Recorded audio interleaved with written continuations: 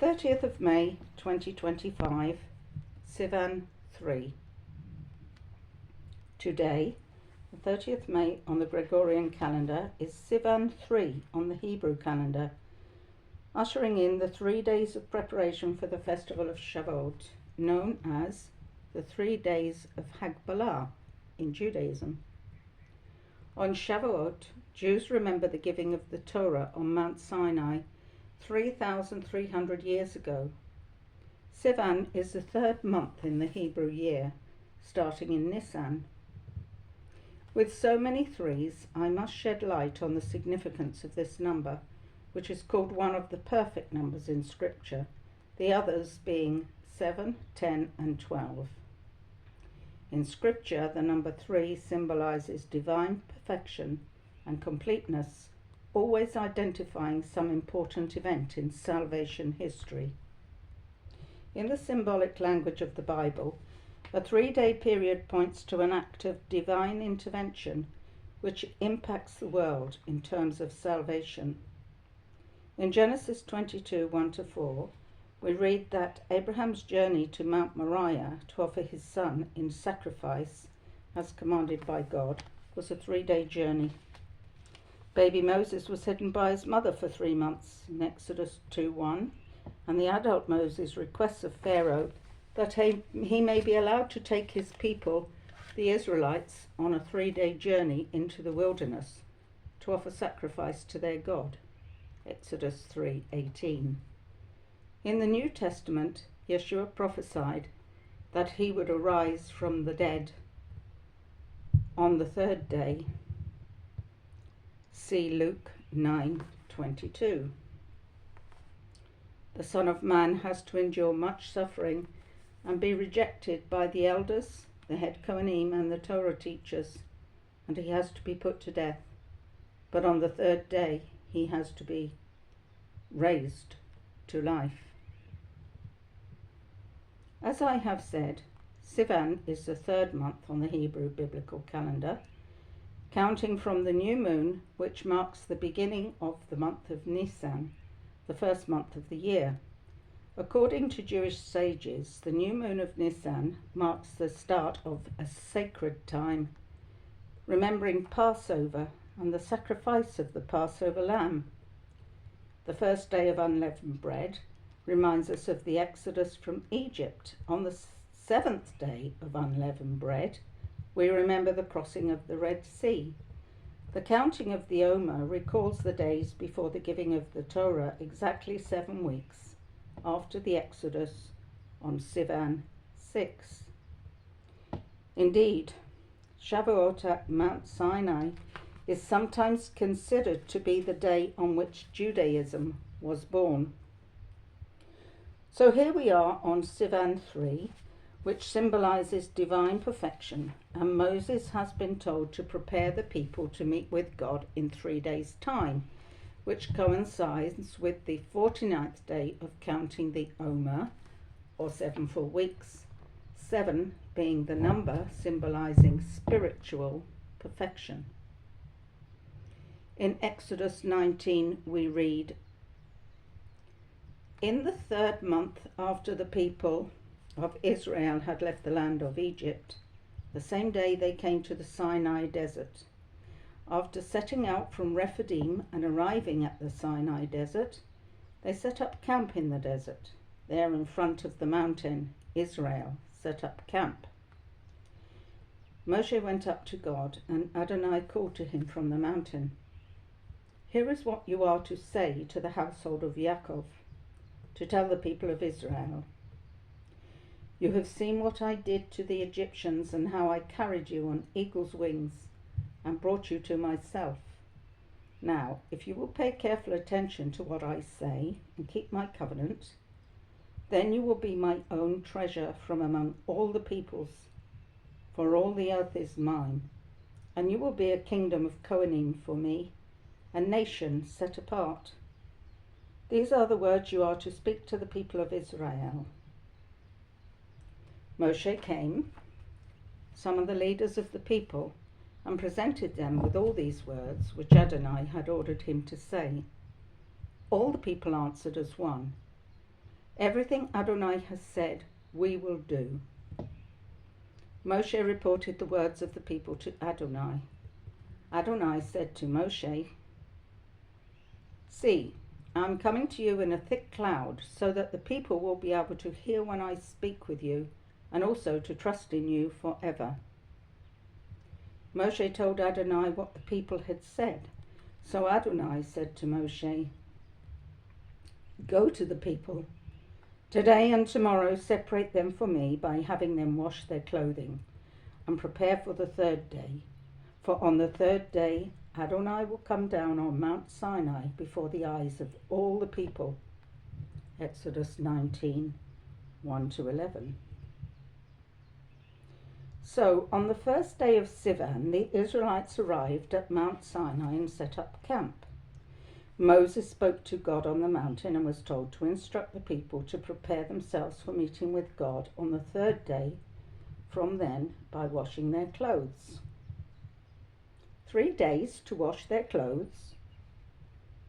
Before meeting with the one true God, the God of all creation, upon whose favour and provision their very lives depended, simply to wash their clothes? Remembering that a 3-day period in the Bible identifies an important event in the history of salvation, something more was going on here, more than simply putting on clean clothes.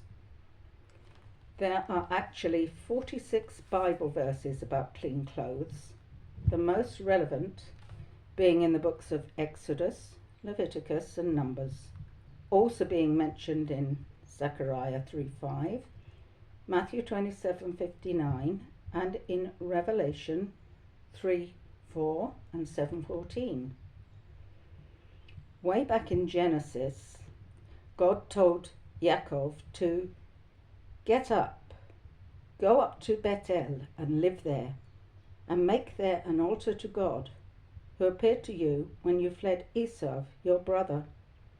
Then Yaakov said to his household and all the others with him, "Get rid of the foreign gods that you have with you, purify yourselves, and put on fresh clothes. We're going to move on and go up to Bethel.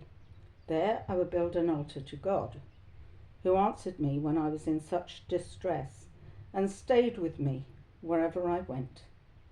Genesis 35, 1-3.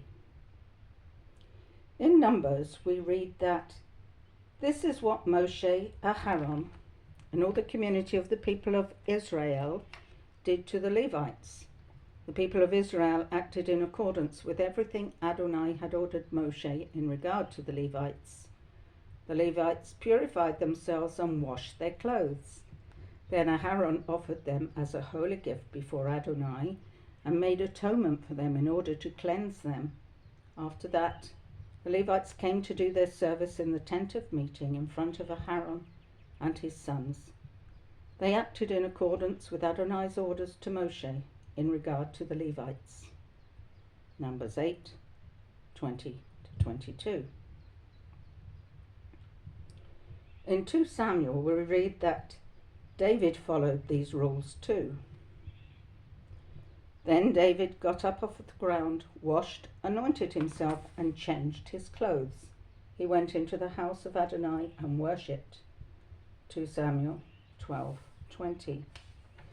In Revelation 3, regarding the church in Sardis, we read, "But you have a few people in Sardis who have not soiled their garments, and they will walk with me in white, for they are worthy." Revelation 3:4. So the washing of clothes means more than simply putting on a clean dress or a clean shirt. It is much more, a cleansing and purification before coming before God. Not simply physically, but spiritually, emotionally, and mentally being prepared to hear what God is saying and being completely ready to act accordingly. Note that Moses had first told the people what was being asked of them in Exodus 19:4-6. "You see that I have done what I promised at the beginning, bringing you out of slavery under the Egyptians. Now you know that you can trust me. In return, I want you to enter into a covenant with me, agreeing to be a set-apart holy people. I love you and I want to cherish you, provide you a home, and shower you with good things. Do you agree?" We have read that the people in complete unity agreed. Hence the preparations, the big day when the deal will be ratified.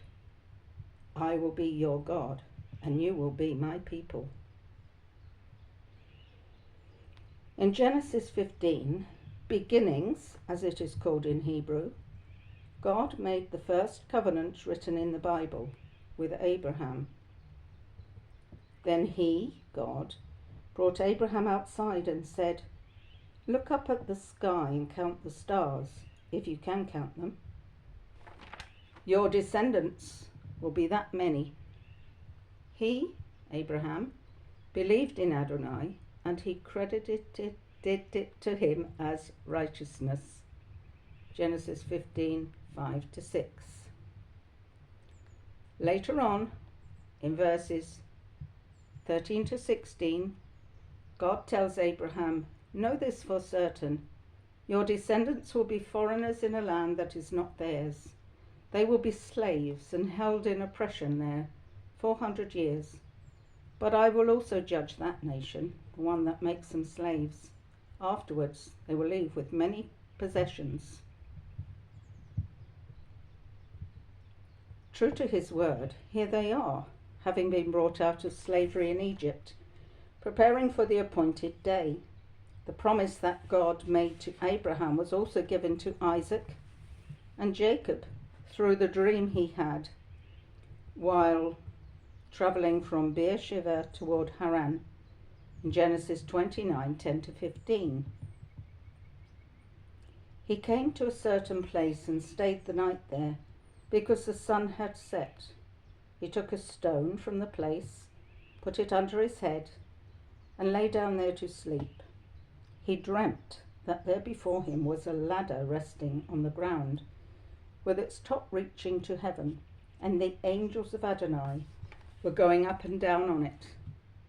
Then suddenly Adonai was standing there next to him, and he said, "I am Adonai, the God of Abraham, your grandfather, and the God of Yitzhak.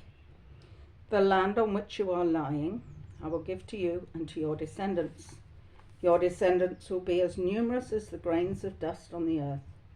You will expand to the west and to the east, to the north and to the south. By you and your descendants all the families of the earth will be blessed. Look, I am with you. I will guard you wherever you go, and I will bring you back into this land, because I won't leave you until I have done what I have promised you." I'm not sure if the Israelites knew what would happen when they met with God in just a couple of days' time, but I am sure they must have been in a great state of nervous excitement, with a good dose of fear thrown in.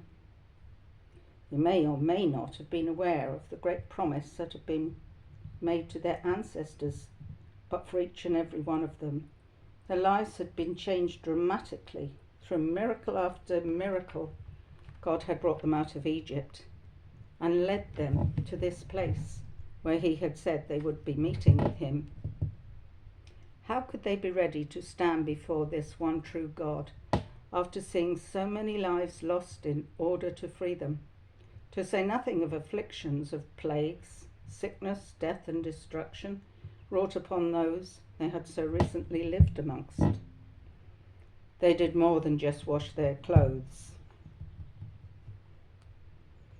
Ancient Jewish texts refer to the Jewish people's receiving of the Torah at Mount Sinai as their wedding day with God. Every year on the holiday of Shavuot, which commemorates the giving of the Torah, the Jewish people renew these marital vows, like newlyweds waiting to unite with their beloved for the first time. The Jewish wedding, however, is unlike a traditional Christian wedding.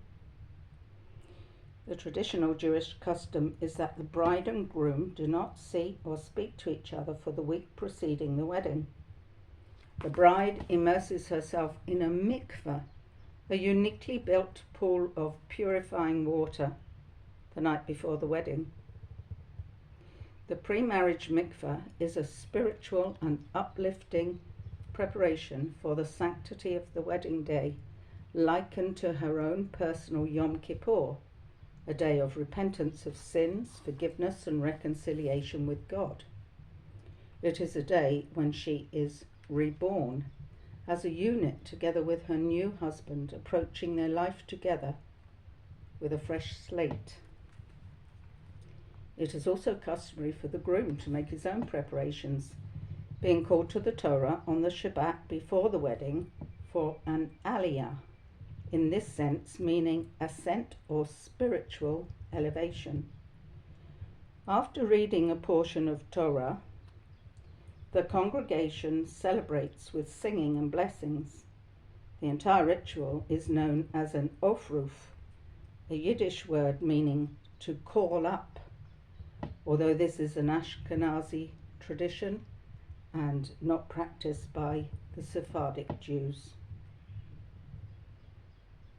While a typical wedding traditionally ends in the vows of I do, the Jewish wedding, called Kiddushin in Hebrew, culminates when the groom offers the bride a ring, and when placing it on her finger, he states in Hebrew, Hare at mekudeshet il kedas Moshe ve'Israel.